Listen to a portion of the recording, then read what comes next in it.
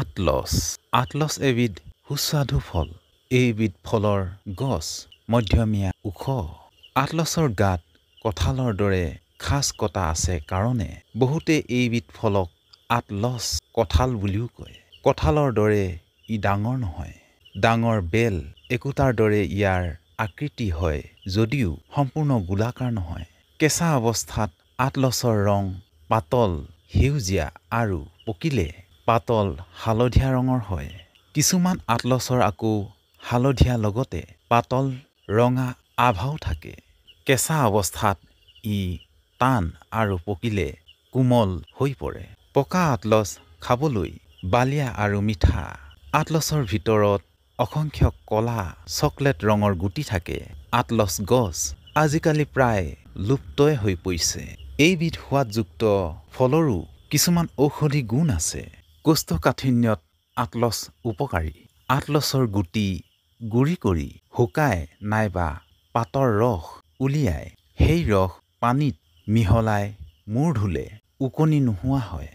পকা আটলছ খালে শৰীৰৰ হিমোগ্লবিন বৃদ্ধি হয়। উফি হ'লে আটলছ গছৰ পাত পিহি ৰস উলিয়াই সেই ৰস পানীত মিহলাই মূৰ ধুলে উফি আঁতৰ হয়।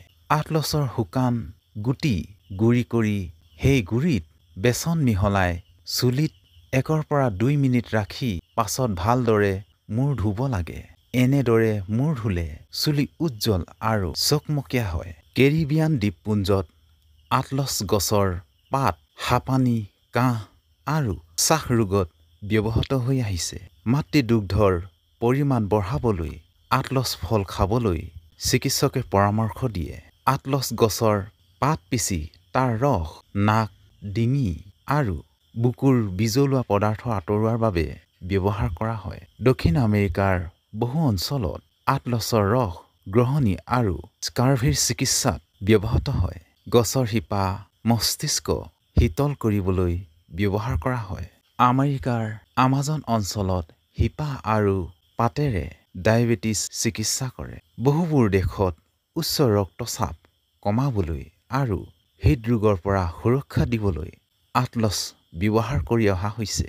কৰ্কট ৰোগৰ নিয়ন্ত্ৰণত ভূমিকা আটলছজাতীয় ফলত ডায়েবেটিছ নিয়ন্ত্ৰণত সহায়ক। আটলছৰ স্বাদ মিঠা হ'লেও ডায়েবেটিছ ৰোগীসকলৰ বাবে উপকাৰী বুলি পৰীক্ষাত প্ৰমাণিত হৈছে। পাচন তন্ত্ৰত সহায়ক। শৌচ নিয়মীয়া কৰে। গ্ৰহণী আৰোগ্য কৰে। পেলুৰ ৰোগ নিয়ন্ত্ৰণ কৰে। এণ্টিঅক্সিডেণ্টে প্ৰদান কৰা সুৰক্ষাৰ বাবে দেহত বয়সৰ চাপ পৰাত বাধা দিয়ে। ক্ষিপ্ৰতাৰে শৰীৰক শক্তিৰ যোগান ধৰে। DNA আৰু RNA নিৰ্মাণত আটলছৰ মেগনেছিয়াম ক্ৰিয়া কৰে। ভাগৰ দূৰ কৰে।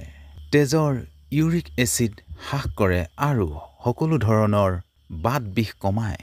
ক্ষীণকায় লোকৰ ওজন বঢ়োৱাত সহায় কৰে। উচ্চ ৰক্তচাপ পটাছিয়ামৰ দ্বাৰা হ্ৰাস পায়।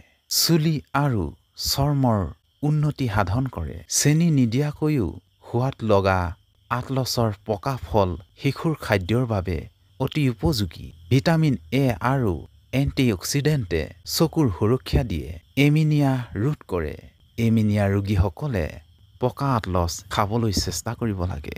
আইৰণ আৰু কপাৰ এয়া অপৰিহাৰ্য ভূমিকা। হৃদৰোগৰ পৰা সুৰক্ষা দিয়াত মেগনেছিয়ামৰ ভূমিকা অনন্য। হাঁপানি ৰোগীৰ বাবে উপকাৰী সিদ্ধ হৈছে।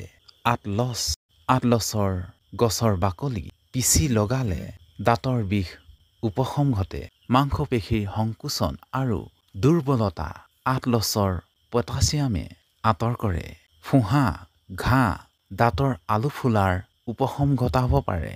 আটলছৰ গুটি পিচি নাৰিকল তেলৰ সৈতে মিহলাই চুলিত ঘঁহিলে ওকণি নোহোৱা হয়। শকত লোকে খোৱা সতৰ্ক নহ'লে দেহত ওজন বৃদ্ধি পাব পাৰে। কিডনী আৰু লিভাৰৰ ক্ৰনিক ৰোগীসকলে আটলছৰ পৰা পৰিহাৰ কৰিব। বন্ধু বান্ধৱসকল, যদিহে এই ইনফৰমেশ্যনখিনি ভাল লাগে তেন্তে শ্বেয়াৰ কৰি দিয়ে যেন। ধন্যবাদ।